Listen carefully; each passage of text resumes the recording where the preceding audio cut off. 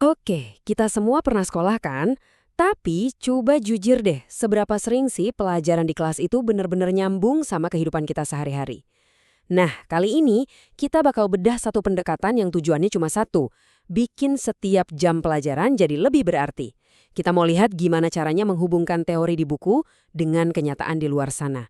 Pasti pernah dong ngalamin, duduk di kelas, ngeliatin jam di dinding, sementara guru ngejelasin konsep yang rasanya asing banget.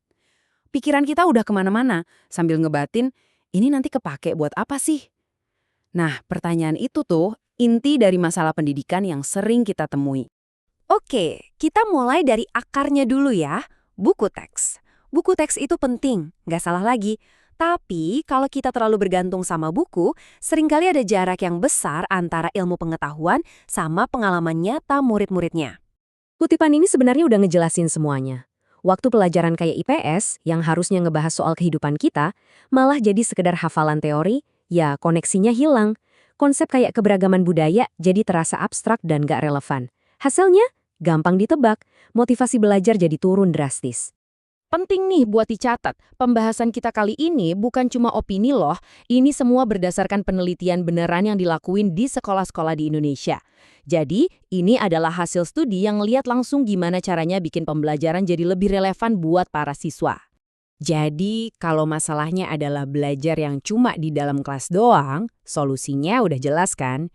Ya bawa aja belajarnya keluar. Yuk, kita lihat gimana sebuah pendekatan baru mencoba mengubah semuanya.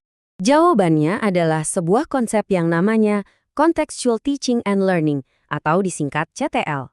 Idenya simpel banget, tapi dampaknya luar biasa.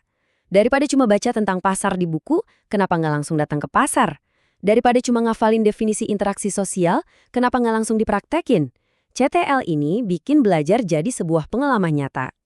Terus gimana cara kerja CTL ini? Semuanya itu berdiri di atas 7 pilar utama. Pilar-pilar ini yang mengubah peran siswa. Dari yang tadinya pasif, sekarang mereka jadi aktif membangun pengetahuannya sendiri. Mereka nggak lagi cuma disuruh jawab, tapi didorong buat nanya dan nyari tahu sendiri. Belajar juga bukan lagi soal kompetisi individu, tapi jadi bagian dari komunitas.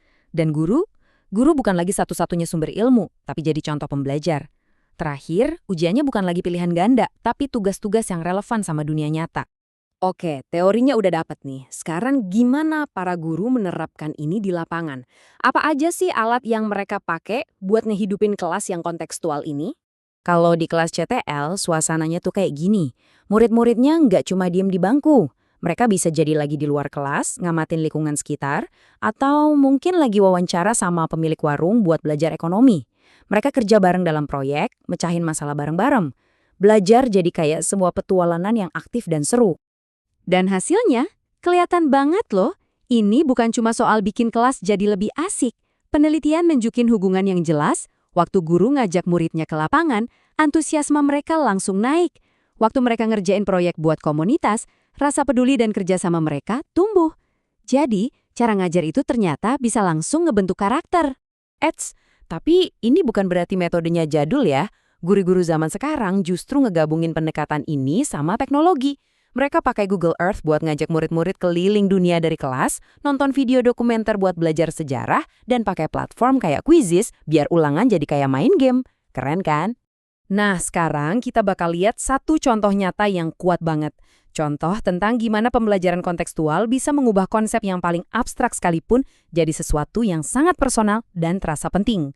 Kita semua pasti ingat momen ini. Sebuah krisis kesehatan global yang belum pernah kita alamin sebelumnya mulai menyebar. Dan gak butuh waktu lama, dampaknya langsung terasa di setiap bagian hidup kita, termasuk di rak-rak toko terdekat. Cuma dalam hitungan minggu, rentetan kejadian ini jadi contoh pelajaran ekonomi yang sempurna di dunia nyata. Permintaan yang tiba-tiba meroket, terus ada yang nimbun barang, akhirnya bikin barangnya jadi langka. Puncaknya, harga jadi nggak masuk akal. Ini tuh prinsip ekonomi dasar yang kejadian langsung di depan mata kita semua. Kalau di buku teks, kelangkaan itu mungkin cuma satu paragraf definisi yang kering. Tapi di tahun 2020, kelangkaan itu adalah rasa cemas waktu kita nyari masker di apotek dan nggak nemu. Itu adalah rasa frustrasi ngelihat harga yang gila-gilaan di toko online. Krisis ini mengubah definisi abstrak jadi pengalaman yang kita rasain bareng-bareng. Nah, ini dia intinya. Buat para siswa yang belajar ekonomi waktu itu, mereka nggak perlu ngebayangin kurva penawaran dan permintaan. Mereka bisa ngelihat itu terjadi secara langsung. Mereka ngerasain dampaknya sendiri. Nah, itulah hebatnya pembelajaran kontekstual. Ilmunya jadi relevan, jadi penting, dan jadi nggak mungkin terlupakan. Setelah kita lihat betapa kuatnya pendekatan ini, yuk kita evaluasi secara seimbang. Apa aja sih keuntungan nyatanya, dan apa tantangan yang dihadapi guru-guru waktu mau menerapkan metode ini? Emang sih, tantangannya itu nyata. Guru butuh waktu persiapan lebih banyak, fasilitas sekolah juga kadang jadi kendala, belum lagi internet yang kadang lemot. Tapi coba deh kita bandingkan sama hasilnya. Siswa jadi lebih termotivasi, pemahaman mereka lebih dalam, dan yang paling penting, rasa empati dan kemampuan kerja sama mereka meningkat. Ini adalah investasi yang hasilnya jauh lebih berharga dari sekedar nilai di rapor. Ada satu kutipan dari guru yang ikut penelitian ini, dan menurut saya ini ngena banget. Dampak terbesar dari pembelajaran kontekstual itu bukan cuma soal akademis, tapi juga soal pembentukan karakter. Siswa nggak cuma jadi lebih pintar, tapi mereka juga jadi manusia yang lebih baik.